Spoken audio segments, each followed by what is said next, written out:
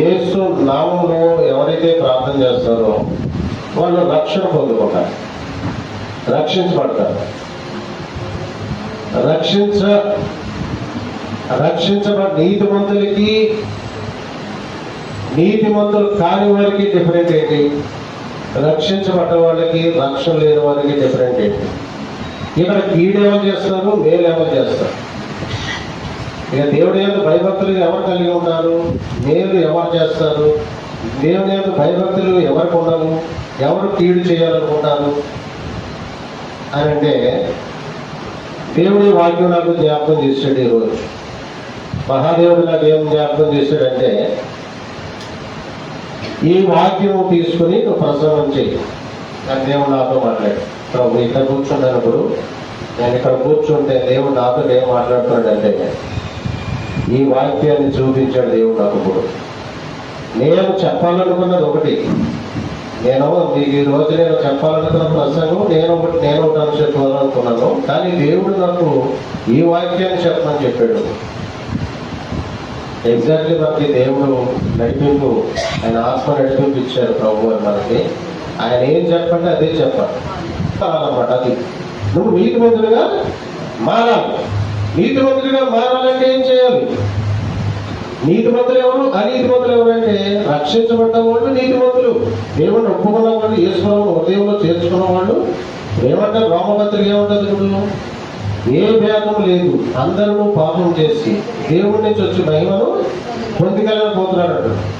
ఎందుకు అన్నమాట అన్నాడు? అందరూ ఇప్పుడు దేవుడు సృష్టించుకున్న మనుషులందరూ కూడా ఏమైపోయారంటే దేవుడికి విరుద్ధమైనటువంటి కార్యక్రమాలు, దేవుడికి అయిష్టమైన కార్యాలు మరి చేసి అందరూ కూడా అనీతిమంతులు అయిపోయారు. అంటే పాపులు అయిపోయారు. పాపం అంటే ఏంటి? ఆధ్యాత్మికమే పాపం. వ్యవహార పత్రికలో పాపం ఏమని వర్ణించాడు? అతిక్రమమే పాపం. ఆ పాపం చేసేవాడు నీతిమంతులు కాదు. ఈ పాపాల నుంచి విడిపించబడి దేవుడిలోకి వచ్చిన వాడు నీతిమంతుడు అవుతాడు. అది అన్నమాట. అది పాపాల నుంచి ఇప్పుడు ముందుగా దేవుడిని ప్రభువాన ఆయన ఒప్పుకోవాలి, ఆయనే దేవుడని ఒప్పుకోవాలి. ప్రభువుని నోటితో దేవుడని ఎవరు ఒప్పుకున్నాడో వాడు రక్షించబడ్డాడు. ముందు ప్రభుని దేవుడని నోటితో ఒప్పుకోవాలి. ఆ తర్వాత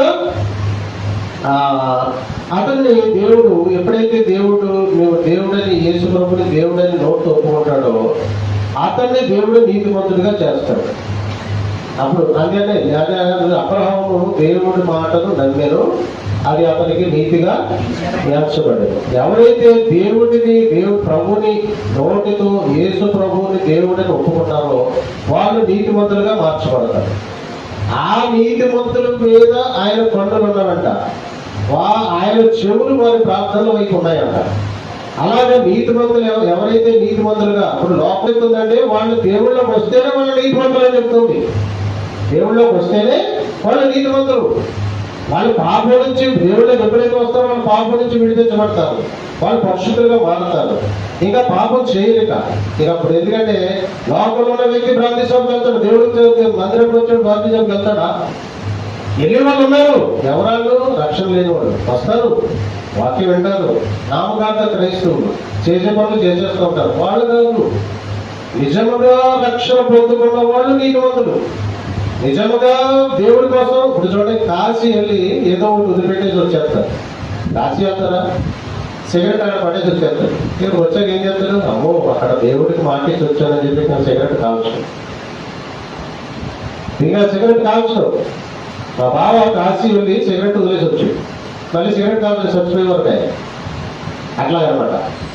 మరి అట్లాగా అందుకని ఇది ఒక పరిశుద్ధమైన మార్గం.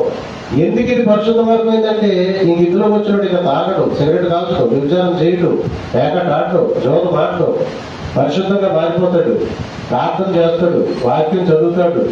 అప్పుడు దేవుడు ఆయనలో ఉంటాడు, దేవుడే లేపుతాడు.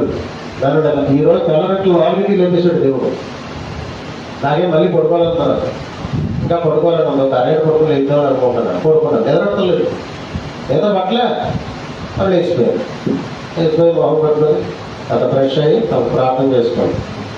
అట్లాగనమాట. అంటే దేవుడు లేపుతాడు. ఎందుకు లేపడ్డాను? ఈరోజు చర్చ జరగాలి, ప్రార్థన జరగాలి, మీరు అందరూ రావాలంటే నేను ప్రార్థన చేయాలి, అది దేవుడు చిత్తమై ఉన్నది. మరి దేవుడు ఊరుకున్నాడా? దేవుడు ఊరుకోడు, లేపుతాడు దేవుడు. మన బలం లేకపోతే బలం ఇస్తాడు, జ్ఞానం లేకపోతే జ్ఞానం. దేవుడికి ఇష్టమైతే నీ చేత పని చేయించుకోవాలని దేవుడికి ఇష్టమైనప్పుడు ఏం చేస్తాడు?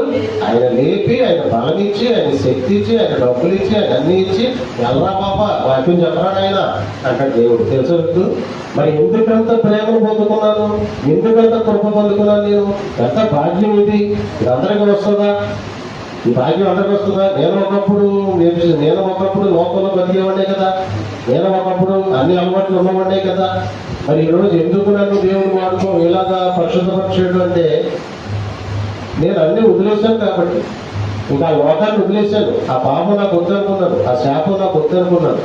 ఆ దిక్కుమాలి ఇప్పుడు గాంధీ సభ దగ్గరికి వెళ్ళి జనాలందరూ ఆ ఒకరి మీద ఒకరు పెట్టుబడి ఎక్కడైనా ఖాళీ ఉంటుంది కదా, గాంధీ సభ దగ్గర ఖాళీ ఉంటుంది. హైదరాబాద్ మహానగరంలో ఎక్కడైనా ఖాళీ ఉంటుంది, కానీ గాంధీ సభ దగ్గర మాత్రమే ఖాళీ ఉండదు. ఏమి జనాలు వాళ్ళు చూడండి ఒకసారి. గాంధీ సభ దగ్గర ఉన్న మనుషులు చూడండి. ఏదో కొంతమంది కొంచెం బలంగా ఉంటారు, కానీ ఆ శరీర తత్వం బట్టి ఆ మనుషులు ఎలా ఉంటారో చూసారా? ఎప్పుడన్నా గమనించారు మీరు? ఆ రూపం ఎలా ఉండదు, ఆ మనుషులు ఎలా ఉండదు, ఎంత బలహీనంగా ఉంటారో వాళ్ళు, ఎంత బలహీనంగా ఉంటారు. ఎందుకని? ఆ వ్యసనం వల్ల అలాగా ఆ తాగుడు వ్యసనంలో ఉండి తాగి చచ్చిపోతాడు. చచ్చిపోయిన తర్వాత ఏమవుతుంది? తొందరగా చచ్చిపోతాడు. అది కూడా 14 సంవత్సరాలకు, 30 సంవత్సరాలకు, లేదా 50 సంవత్సరాలకు మొత్తం మీద చచ్చిపోతాడు. ఎందుకు చచ్చిపోతాడంటే లోపల ఉన్న లివర్లో ఇవన్నీ చెడిపోతాయి. అదన్నమాట. అందుకనే దేవుళ్ళకి వచ్చిన తర్వాత మనం అన్ని రకాలుగా కూడా బలపడతాం. ఆర్థికంగా బలపడతాం, ఆత్మీయంగా బలపడతాం, డబ్బులు చేతిలో ఉన్నాయి, అన్నీ ఉంటాయి. అక్కడ ఏముంటాయి? డబ్బులు ఉండవు. ఏదో రోగం వస్తుంది, ఉండడం ఆసుపత్రికి వెళ్ళిపోతాయి. జ్వరం వచ్చేస్తుంది, ఆసుపత్రికి వెళ్ళాలి. 200 ఫీజు అంటాడు, లేదా 500 ఫీజు అంటాడు, మెడిసిన్ ఇస్తాడు. ఏదో కష్టపడి 2 రోజులు 3 రోజులు పనిచేసి సంపాదించి ఆ డబ్బులు అంటే ఇచ్చేస్తాడు. నేను ఇంకా డబ్బులు అంటే పట్టుకుని బ్రాంతి సభలు ఇచ్చేస్తాడు. ఆసుపత్రిలో ఇచ్చేస్తాడు, బ్రాంతి సభలో ఇచ్చేస్తాడు. ఇంకా కొన్ని ఇంట్లోకి ఏమో తెస్తాడు, భార్య పిల్లలు ఏమో పోషిస్తాడు. అందుకనే దేవుడు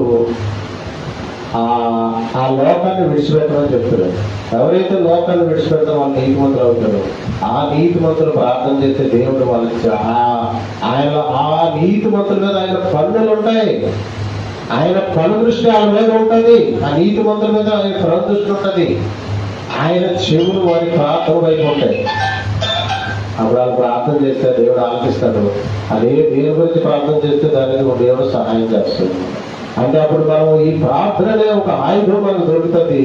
ఆ ఆయుధం బట్టి మనం ప్రతి విషయంలో కూడా ప్రార్థన చేసుకోవాలి. క్షేమంగా వెళ్ళి రావాలి ప్రభు అంటే క్షేమంగా వెళ్ళి వచ్చేస్తాం అంతే.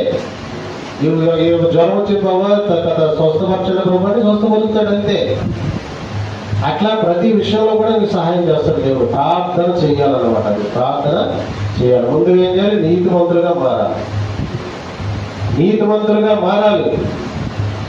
చూడండి, ఇప్పుడు ఇలాగంటే ఏమంటారు? మేము నీతిమంతులు కాదా అని వాళ్ళు గొడవ వస్తారు మన వ్యక్తి. కానీ ఇక్కడ బైబిల్ చెప్తుంది, దేవుడిని నమ్మిన వాడే నీతిమంతుడు, దేవుడిని వచ్చిన వాడే నీతిమంతుడు, భాగ్యం దేవుడిని అంగీకరించిన వాడే నీతిమంతుడు, అన్ని వదిలేసిన వాడే నీతిమంతుడు. మళ్ళీ వ్యవసాయాన్ని అన్ని వదిలిపెట్టే, లోకాన్ని విడిచిపెట్టేయాలి, పూర్తిగా విసర్జించాలి. అప్పుడు మనం నీతిమంతులుగా ఉంటాం. అప్పుడు మనం చేసే ప్రార్థన దేవుడి సన్నిధికి చేరుకుంటాం. ఆయన దేవుడు అన్యాయస్తుడు కాదు, రుణస్తుడు కాదు. ఆయన ప్రార్థన ఒట్టిగా పోదు. మనం ప్రార్థన చేశారు, 2 గంట ప్రార్థన చేశారు, ఒక ఉపవాసం ప్రార్థన చేశారు అనుకోండి, అది ఒట్టిగా పోతానుకుంటారు మీరు? ఒట్టిగా పోదు. ప్రార్థన ఒట్టిగా పోదు. వాళ్ళు 77 రోజులు ఉపవాసం ఉండి ప్రార్థన చేశారు. 3 రోజులు మీటింగులు పెట్టారు, ప్రవక్తలు తీసుకొచ్చారు. ఆ ప్రవక్త ఏం చెప్పాడు తెలుసు వాళ్ళకి? మీరు ఉన్న వాళ్ళకి ఒక బిల్డింగ్ ఉంది, అందులో పరిచయం చేస్తున్నారు. మీరు ఈ బిల్డింగ్ మీ సంఘానికి అప్పగించేసి మీకు ఇంకా శ్రేష్టమైన బిల్డింగ్లో మీరు మారబోతున్నారు, మీరు అమెరికా వెళ్ళి వాక్యం చెప్పబోతున్నారు అని చెప్పాడు. ప్రవక్త ద్వారా దేవుడు మాట్లాడాడు. తెలుసా ఎందుకు ఆ భాగ్యము వచ్చిందంటే వాళ్ళు 77 రోజుల కోసం ప్రార్థన చేశారండి. 77 రోజులు. ఆ ప్రార్థన ఒట్టిగా పోందా? 77 రోజులు చేసిన ప్రార్థన ఒట్టిగా పోద్దా? ఉపవాసం ఉండి అదంతా దేవుడు చూస్తూనే ఉంటాడు, అన్నీ గమనిస్తూనే ఉంటాడు. అందుకనే ప్రార్థన ఒట్టిగా పోదు. ఆ ప్రార్థన దేవుడి సన్నిధి చేరుకోవాలంటే నువ్వు నీతిమంతుడిగా మారాల్సిందే. నీకున్న వ్యసనాన్ని వదిలిపెట్టవలసిందే. నీకున్న బంధకాల నుంచి నువ్వు బయటపడాల్సిందే. అప్పుడు నీ ప్రార్థన దేవుడి సన్నిధికి చేరుకుంటాడు. అప్పుడు చూడవాడు దర్శనం చూసాడు. దేవదూతలు ఇక్కడ సంచారం చేస్తున్నారని, అందరి మీద అందరినీ ముట్టి తాగుతున్నారని వాళ్ళ పనే అది. దేవదూతల పని ఏంటి? నీతిమంతుల్ని అభిషేకించడమే దేవదూతల పని.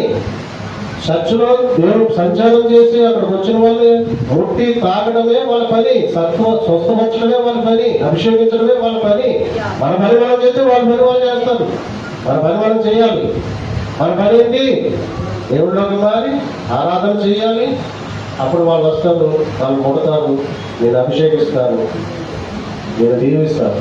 అందుకని నీతిమంతులు అందుకని 1 తిమోతి 3:16 చూడండి. అక్కడ 1 తిమోతి 3:16 నిరాక్షేపముగా దైవ భక్తిని కూర్చిన మర్మము గొప్పదై ఉన్నది. ఆయన సశరీరుడుగా ప్రత్యక్షుడయ్యను, ఆత్మ విషయం నీతిమంతుడని తీర్పు నొందెను, దేవదూతలకు కనబడెను, రక్షకుడని జనులలో ప్రకటింపబడెను, లోకమందు నమ్మబడెను. ఇది ఒక మర్మం. ఇది ఒక మర్మం. నిరాక్షేపంగా దైవభక్తిని కూర్చొని మర్మము గొప్పదై ఉన్నది. ఏంట మర్మము? ఆయన సశరీరుడిగా ప్రత్యక్షుడయ్యను. ఆయన మానవుల రక్షణ కొరకై శరీరధారిగా ఈ లోకానికి వచ్చి కన్యక మరియ గర్భమున పుట్టి ఆయన 33.5 సంవత్సరాలు ఈ భూలోకంలో జీవించాడు. 3.5 సంవత్సరాలు సేవ చేశాడు. అది అంటే సశరీరుడిగా ఎందుకు రావాల్సి వచ్చింది? ఇప్పుడు ముళ్ళుతోనే తీయాలంటారు, అవునా? ముళ్ళుతోనే తీయాలి. మరి మానవులని రక్షణ మార్గంలో నడిపించాలి, పాపం నుంచి విడిపించాలి, వాళ్ళకి మార్గం చూపించాలి అని అంటే నేను కూడా నరుడుగా వాళ్ళ మధ్య తిరగాలి అని దేవుడే స్వయంగా ఆయన కూడా మహిమలంతని విడిచిపెట్టి వ్యక్తులుగా ఈ లోకానికి వచ్చి ఆయన శిశువుగా పుట్టాడు. అంటే గొప్ప దేవుడు. ఆయన స్థానం ఏంటి? అత్యున్నతమైన ధవళ సింహాసనంపై ఆసీనుడై ఉంటాడు, కెరూబుల మధ్య నివసిస్తూ ఉంటాడు, లోకంలోని సకల రాజ్యాలకు ఆయన దేవుడై ఉంటాడు. అటువంటి గొప్ప దేవుడు తను ఉన్న మహిమంతని విడిచిపెట్టేశాడు, ఆ సింహాసనాన్ని విడిచిపెట్టేశాడు, ఈ లోకానికి వచ్చాడు, శిశువుగా పుట్టాడు. అంటే ఎంతవరకు తగ్గించుకున్నాడు? శిశువుగా పుట్టినంతగా తగ్గించుకున్నాడు. పశువుల కట్టిలో పరుండినంతగా తగ్గించుకున్నాడు. ఆయనకి ఎందుకు అంత కర్మ? ఆయన ఎందుకంత శిశువుగా పుట్టాలి? ఎందుకు పశువుల కట్టులో కూడా ఉండాలి? ఎందుకు అవమానపడాలి? ఎందుకు ఆయన చేదరించుకున్నారు, అవమానించారు, చిన్న చూపు చూశారు, కొట్టారు, ఉమ్మరేశారు, ఇడుగుతులు పుట్టారు, ఈ పక్క దున్నేశారు. ఇవన్నీ ఎందుకు జరిగింది? ఎందుకు భరించాడు ఆయన? ఆయన ఇలా చేస్తూ ఉంటే అక్కడ దేవదూతలు ఎంత కోపం వచ్చిందో తెలుసా? ఇప్పుడు మిఖాయిలైన దేవత యుద్ధం చేస్తాడు ఆయన. ఆయన చేతులు ఎప్పుడు కూడా అగ్ని జ్వాల ఉండి ఖడ్గం ఉంటుంది. ఆయన ఆ ఖడ్గాన్ని చాపితే చాలు చచ్చిపోతారు జనాలు. మరి ఎందుకు ఆయన అప్పు పెట్టాడు? ఎందుకు అప్పు పెట్టాడు? ఆయన కోపం వచ్చింది. వీళ్ళు చేసే పనులకి యేసుని సర్వోన్నతుడైన దేవుని సింహాసనాసీనుడైన దేవుడిని వీళ్ళు అవమానపరుస్తుంటే, సిగ్గుపరుస్తుంటే, పడుతుంటే ఆయన కోపం వచ్చింది. కానీ రాబు అన్నాడు ప్రభు. ఆయన సైలెంట్ అయిపోయాడు. ఎందుకంటే మానవులు రక్షణ పొందుకోవాలి, విడుదల పొందుకోవాలి అంటే నేను ఈ కార్యం చేయాలి, ఈ శిలువ కార్యం చేయాలి, ఇదంతా నేను భరించాలి అని దేవుడే తనను తాను తగ్గించుకున్నాడు. ఆ తర్వాత ఏం చేస్తున్నాడు? ఆయన ఆత్మ విషయంలో నీతి పడ్డని తీర్పు నందెను. ఏమన్నాడు? నాలో పాపం ఉన్నదని ఎవడైనా స్థాపించగలదని ఛాలెంజ్ చేశాడు. నాలో పాపం ఉందని ఎవడైనా చెప్పగా ఇప్పుడు నేనే నీతిమంతుడిగా ఉన్నానంటే, నేను నీతిమంతుడే, దేవుడు గొప్ప నీతిమంతుడిగా మారిపోయాడు, దేవుడు గొప్ప రక్షణ పొందుతుంది. అదే ఉద్దేశం. ఇప్పుడు నేను మీకు ఒక ఛాలెంజ్ చేస్తాను. నన్ను బాధ్యత సమయంలో మీరు పట్టుకోగలరా? నేను బాధ్యత తాగుతుంటే మీరు పట్టుకోగలరా? నేను సిగరెట్ తాగుతుంటే మీరు పట్టుకోగలరా అని నేను మీకు ఛాలెంజ్ చేస్తాను. ఎందుకంటే మీరు పట్టుకోగలరా? పట్టుకుంటే ₹1,00,000 ఇస్తా అంటారు. ఈ పని పాట మనిషి మన కూడా తిరగండి ఇంకా ₹1 కోసం. పట్టుకోలేరు, మీ వల్ల కాదు. ఎందుకంటే ఇంకా అది దాని మీద అసహ్యం కలిగించాడు దేవుడు. అట్లాగే దేవుడు ఏమన్నాడు, నాలో పాపమున్నదని ఎవడైనా స్థాపించగలని ఛాలెంజ్ చేశాడు. శాస్త్రులకి, పరిచయులకి, సభ్యులకి, ప్రధాన యాజకులకి. ఎవడైనా పాపముందని స్థాపించగలరా? నాలో పాపముందని చూపించగలరు ఎవడైనా? ఎందుకంటే ఆయన నీతిమంతుడు, ఆయన పరిశుద్ధుడు, ఆయన నిర్దోషి, ఆయన నిష్కల్మషుడు, ఆయన పవిత్రుడు. దేవుని స్తోత్రం కలుగును గాక. ఆయన నీతిమంతుడే తీర్పు పొందాడు. ఈయన నీతిమంతుడు. ఈయన ఆకాశం నుంచి స్వరం వినిపించి దేవుడు ఏం చెప్పాడు? ఈయన నా ప్రియ కుమారుడు, ఈయనందరినీ ఆనందించుచున్నాను. స్వరం ఆకాశం నుంచి వచ్చింది. ఎవరు వినిపించారు ఆ స్వరం? ఆకాశంలో దేవుడు, తండ్రి అయిన దేవుడు. ఆయన ఈయనకి సాక్షి, ఈయన నా ప్రియ కుమారుడు, ఈయన యందు నేను ఆనందించుచున్నాను. అంటే ఆయన నీతిమంతుడైన దేవుడే చెప్పాడు, ఆయన పరిశుద్ధుడైన దేవుడే చెప్పాడు. ఆ తర్వాత దేవదూతలకు కనబడేను. ఆయన దేవదూతలకు కనిపించాడు. ఎలా కనిపించాడు? ఆయన 40 రోజులు ఆయన ఉపవాసం నుండి ప్రార్థన చేసి యేసుప్రభువును సేవ చేయాలనుకున్నప్పుడు బాప్తిసం తీసుకున్నాడు. యోర్దాను దగ్గరికి వెళ్ళాడు. బాప్తిసం ఇచ్చి యోహాను దగ్గరికి వెళ్ళాడు. ఆయన బాప్తిసం ఈయనకి ఇచ్చాడు. ఇదేంటయ్యా, మీరు నా దగ్గర అంటే ఎప్పటికి ఇది కాదేమో అంటే, ఈయనకంటే ఆయన గొప్పవాడైనప్పటికీ కూడా బాప్తిసించి యోహాను దగ్గర ఆయన మాదిరి చూపించడానికి ఆయన యోర్దాను నదిలో బాప్తిసం తీసుకొని, ఆ తీసుకున్నప్పుడు ఏం జరిగింది? పరిశుద్ధాత్మ దేవుడు పావుల వలె ఆయన ఒంటి మీదకి వచ్చి రాలేడు. పరిశుద్ధాత్ముడు పావులు వచ్చి ఆయన భుజం మీద రాలేదు. ఎవరో పావులు? పరిశుద్ధాత్మ దేవుడు. చూడండి, అక్కడ ఆకాశం నుంచి స్వరం వినిపించింది ఎవరు? తండ్రి అయిన దేవుడు. పావుల వలె వచ్చి ఆయన మీద వాలింది ఎవరు? పరిశుద్ధాత్మ దేవుడు. మరి కుమారుడు ఎవరు? యేసుప్రభువు. అంటే తండ్రి, కుమార, పరిశుద్ధాత్మ త్రియేక దేవుడు. అర్థమైనప్పుడు తండ్రి, కుమార, పరిశుద్ధాత్మ త్రియేక దేవుడు. తండ్రి అయిన దేవుడు స్వరం వినిపించాడు, కుమారుడు బాప్తిసం తీసుకున్నాడు, పరిశుద్ధాత్మ దేవుడు పావుల వలె వచ్చి రాలేడు. అప్పుడు ఆయన అరణ్యంలోనికి కొనిపోయారు. ఎవరు తీసుకెళ్ళిపోయారు అరణ్యంలోకి? వేరే ఆత్మ అరణ్యంలోకి తోసుకొని పోయారు.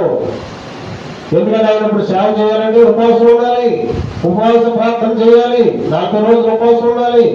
40 రోజులు ఉపవాసం ప్రార్థన చేస్తేనే ఆయన దేవుడి శక్తిని పొందుకుంటాడు. మళ్ళీ ఆయన, ఎందుకంటే ఇది నరుడిగా మాదిరిగా తప్పదు. ఆయన దేవుడైనప్పటికీ కూడా పాటించాల్సినది కూడా క్రమంగా పాటించాల్సిందే. ఆయన బాప్తిసం తీసుకోవాల్సిందే. ఆయన 40 రోజులు ఉపవాసం ప్రార్థన చేయవలసిందే. అది మాదిరి, అది క్రమం. అది మనమైనా సరే సేవ చేయాలంటే ముందు రక్షణ పొందుకొని, బాప్తిసం తీసుకొని, రక్షణ పొందుకొని 40 రోజులు ఉపవాసం నుండి ప్రార్థన చేసి అప్పుడు సేవ చేయాలి. లేకపోతే దెయ్యాలు నేను ఈడ్చించుకోతాను, ఊహంగా పడతాయి దెయ్యాలు. ఊరుకోవయ్యి. ఇప్పుడు నేను పాపం చేసేస్తే ఇక్కడ వచ్చి వాక్యం చేస్తే ఊరుకుంటే ఉంటారా? ఊహంగా పడతాయి నన్ను. నేను మంచం నుంచి ఇంకా లేగలేక నాకు జ్వరం వచ్చేది. నాకు తెలుసా ఎందుకు ఇక్కడికి వచ్చి? ఇప్పుడు ఒకవేళ అదే దేవుడి చిత్తమై ఉంది, దేవుడి ప్రణాళిక అయి ఉంది అన్నప్పుడు, నేను దేవుడి శక్తిని, అభిషేకం కలిగి ఉన్నప్పుడు నాకు ఒక జ్వరం వచ్చి దేవుడు స్వస్థం వచ్చి తీసుకుంటాను. అది లేనప్పుడు ఏమవుతుంది? నేను మామూలుగా నాకు అక్కడ జ్వరం వచ్చింది, నన్ను మంచంలో పడుతున్నాను. చిత్తమై ఉండాలి. మన వాక్యం చెప్పాలంటే దేవుడు ప్రణాళిక ఉండాలి. లేకపోతే దెయ్యాలు ఊరుకోవు. ఊగంట కొడతాయి. నువ్వు పెద్ద పరిశుద్ధులు ఏంటో వాక్యం చెప్తావు అని అడుగుతాయి దెయ్యాలు వచ్చి. తెలుసా మీకు? ఎందుకంటే దెయ్యానికి తెలుసు, దేవుడికి తెలుసు ఎవడ పాపం, ఎవడ పరిశుద్ధుడో, ఎవడ నీతిమంతుడో, ఎవడ పాపం చేస్తున్నాడో దెయ్యానికి తెలుసు, దేవుడికి తెలుసు. తెలుసా? అందుకనే దెయ్యాలు ఎవరిని లోపరుచుకుంటాయి? పాపం చేసేవాళ్ళు లోపరుచుకుంటాయి, బలహీనం ఉన్న వాళ్ళు లోపరుచుకుంటాయి. అవి వచ్చి వాళ్ళ వేదకు వచ్చేసి ఇంకా వాళ్ళని డిస్టర్బ్ చేసి, వాళ్ళ పరిస్థితులు మార్చేసి, కుటుంబాన్ని అల్లకల్లోలం చేసేసి, భర్త భార్యలు ఎడతీసేసి ఆత్మహత్య చేసుకోవాలనే ఆలోచనలో తీసుకెళ్ళిపోతాం. తెలుసా మీకు? ఆత్మహత్య చేసుకో, ఎందుకు వచ్చింది ఈ బతుకు, చచ్చిపోతే అయిపోతుంది, ఈ అవమానాలు ఎందుకు, ఈ బాధలు ఎందుకు, ఈ కష్టాలు ఎందుకు, ఎందుకు వచ్చింది ఇది నాకు ఈ బతుకు అనే ఆలోచన ఎవరు తీసుకొస్తారంటే ఈ సైతాన్ని దయ్యాలు తీసుకొస్తారు. ఎందుకంటే వాళ్ళ ఆత్మహత్య చచ్చిపోయినట్టు ఆత్మలు ఎక్కడ తీసుకుపోతాయి, నరకానికి తీసుకెళ్ళిపోతాయి. అప్పుడు వాళ్ళకి గెలిచినట్టు అవుతారు. అందుకనే ఆ ఛాన్స్ మనం దెయ్యాలకు ఇవ్వకూడదు. మనం దేవుడిని ఆశ్రయించాలి, దేవుడిలో ఉండాలి, నీతివంతులుగా మారాలి. అప్పుడు ఏ దేవుడిని నేను చేయదు, నీలో ఉన్న దెయ్యం బయటకు పోతుంది. ఎందుకంటే నువ్వు ప్రార్థన చేస్తే దెయ్యం ఉంటుందా, నువ్వు వాక్యం చేస్తే దెయ్యం ఉంటుందా, నువ్వు ప్రార్థన చేస్తే దెయ్యం ఉండదు, నువ్వు వాక్యం చేస్తే దెయ్యం ఉండదు. వాటి పని చూసుకుంటాయి. నువ్వు ప్రార్థన చేయలేదనుకో, నువ్వు వాక్యం చదవలేదనుకో, వచ్చి నేను ఏదో కూర్చుంటాయి. ఇంకా అమ్మ ఎందుకమ్మా ఈ బతుకు, అమ్మా ఎందుకు ఈ బతుకు, నీకు ఏదైనా తెచ్చుకుంటాయి, లేదా నువ్వు ఉరిపెట్టేసుకో, లేదా ఏదో చేసేసుకోలేదు, ఏదో గోదావరి పోయింది అక్కడికి దూకే, ముసలికి దూకే అని చెప్తే పెంచా నీకు పెద్ద పెద్ద సినిమాటర్లే తెచ్చుకో, ఆత్మహత్య చేసుకో. పెద్ద పెద్ద సినిమాటర్లు కోట్లు సంపాదించడమే తెచ్చుకో, కోట్లు ఆస్తి పెట్టుకొని తల్లిని 100 కోట్లు సంపాదించి కోట్ల ఆస్తి పెట్టుకొని ఆత్మహత్య చేసి ఎందుకు చచ్చిపోయారు? అది దెయ్యం ప్రేరేపది. ఎందుకంటే వాళ్ళకి రక్షణ లేదు, వాళ్ళలో దేవుడు లేడు. ఆ తర్వాత ఏం జరిగింది, దేవదూతలు కనిపించాడు అనమాట ఆయన. అప్పుడు దేవదూతలు ఆయన పరిచయం చేస్తే వాక్యము వాళ్ళు మనకు రాయబడి ఉంటుంది. మత్తయి సువార్తలో ఆయన అరణ్యంలోకి ఆత్మ పడిపోయినప్పుడు ఆయన అక్కడ ఆయనకి దేవదూతలు పరిచయం చేశాను అని రాయబడి ఉంటుంది. అలాగా ఆయన దేవదూతలకు కనిపించాడు. ఆయన చనిపోయి తిరిగి లేచి ఆరోహమైనప్పుడు ఇద్దరు దేవదూతలు ఏమని పలికారు, గలిలయ మనుషులారా మీరేం చూస్తున్నారు, ఆయన ఏ రీతిగా ఆరోహమయ్యాడో ఆ రీతిగానే తిరిగి వస్తాడు అని దేవదూతలు చెప్పారు. దేవదూతలు కనిపించారు. తర్వాత రక్షకుడు అనే జనులలో ప్రకటింపబడిను, ఆయన లోకరక్షకుడు, ఇదిగో లోక పాపమును మోసిపోయిన దేవుని గొర్రెపిల్లని యోహాను గారు చెప్పారు. ఆయన రక్షకుడని జనులలో ప్రకటించబడిను అంటే ఆయన రక్షకుడు. ఆయనను నమ్ముకున్న వాళ్ళకి ఆయన రక్షణ ఇస్తాడు. ఆ రక్షణ వల్ల కాపాడుతుంది. ఒక కవచం వలె. ఇప్పుడు చూడండి, యుద్ధానికి వెళ్ళినప్పుడు ఎలాగా వెళ్తారు? యుద్ధానికి మామూలుగా వెళ్ళిపోతారా? యుద్ధానికి వెళ్ళిన మామూలుగా వెళ్తారా? కవచం ధరించుకుంటారు, నెత్తి మీద ఎలిబెట్టి పెట్టుకుంటాడు. ఎందుకంటే ఎదుటి మీద వేస్తే ప్రాణాలు విడిగి తగలకుండా కవచం. ఆ కవచం లాంటిది రక్షణ. ఎప్పుడైతే నువ్వు ఆ రక్షణ కవచం ధరించుకున్నావో ఏ దురాత్మ ఏ దుష్టుడిని నేను చేయను. ఆ దుష్ట శక్తుల నుంచి, ఆ దురాత్మల నుంచి, ఆ దెయ్యాల నుంచి, ఆ శివుడి శక్తుల నుంచి, అంధకార శక్తుల నుంచి, పిశాచుల నుంచి ఈ రక్షణ నేను కాపాడుతుంది. రక్షణ అనే కవచము, వాక్యం అనే ఆత్మ తత్వము, సత్యము అనే డాలు, పరిశుద్ధాత్మ వరము, సమాధానం అనే జోడి నేను కాపాడతాను. సత్యము నిన్ను సర్వసత్యం, సత్యం అంటే నువ్వు సత్యవంతుడు అయిపోతావు, నీకు నీతివంతుడు అయిపోతావు, పరిశుద్ధుడు అయిపోతావు, సత్యవంతుడు అయిపోతావు, యథార్థవంతుడు అయిపోతావు. నువ్వు అబద్ధం ఆడరు, అబద్ధం ఆడరు, యథార్థంగా ఉంటారు, నీతివంతులుగా ఉంటారు, పరిశుద్ధంగా ఉంటారు. ఏదైనా అవసరమైతే ప్రార్థన చేస్తారు, దేవుడితో గడిపితే వాక్యం దేవుడే ఇచ్చేస్తాడు కదా. ఎందుకు ప్రార్థన చేస్తే దేవుడే సమకూరుస్తాడు కదా. అయితే నీ ప్రార్థన దేవుడి సన్నిధి చేరుకోవాలంటే నువ్వు నీతివంతుడు కావాల్సిందే. ఆ తర్వాత మరొక మాట ఏంటి, ఆయన ఆరోహణుడై తేజమయ్యాడు. లోకమందు నమ్మబడిన, లోకం నమ్మింది ఆయన్ని. జనులు బహుజనులు ఆయన వెంటబడ్డారు, ఎంతో మంది ఆయన వెంటబడ్డారు. వ్యతిరేకించిన వాళ్ళు కొద్దిమంది, వెంటబడిన వాళ్ళు 1,00,000 మంది. మనం మన సేవ చేస్తుంటే ఎవరో ఒకరు వ్యతిరేకిస్తాడు, చాలా మంది నమ్ముతారు. సాధారణంగా తెలుసుకున్న కూడా ఎవరు ఏమన్నారు, యేసుప్రభువు నమ్ముకున్న వాళ్ళు ఎవరు ఏమన్నారు వాళ్ళకే తెలుసు.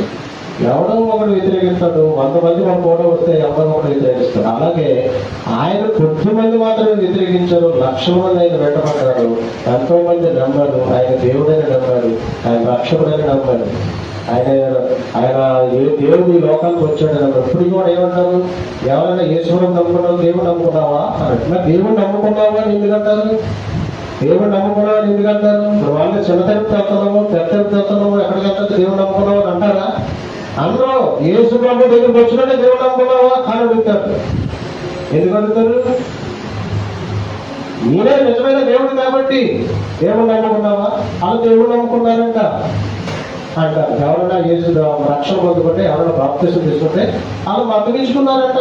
వాళ్ళు కొంతమంది మతం ఇచ్చుకున్నారని అంటారు. మతం ఇచ్చుకుంటాం కాదు, దేవుడి మార్గంలోకి వచ్చినట్లు లెక్క అనమాట. మతం కాదు ఇది మార్గం. దేవుడి స్తోత్రం కాదు, ఇది ఒక మార్గం, శ్రేష్టమైన మార్గం. ఇది దేవుడికి దగ్గరయ్యే మార్గం, ప్రార్థించే మార్గం, పరిశుద్ధంగా ఉండే మార్గం, నీతివంతుడిగా ఉండే మార్గం, శ్రేష్టమైనటువంటి మార్గం ఇది. ఆ తర్వాత ఏమంటారు? క్రీస్తు పూర్వం క్రీస్తు శకమంటారు. మరి క్రీస్తు పూర్వం క్రీస్తు శకం ఎందుకు అంటున్నారు? క్రీస్తు శకము క్రీస్తు పూర్వం ఎందుకు అంటున్నారు?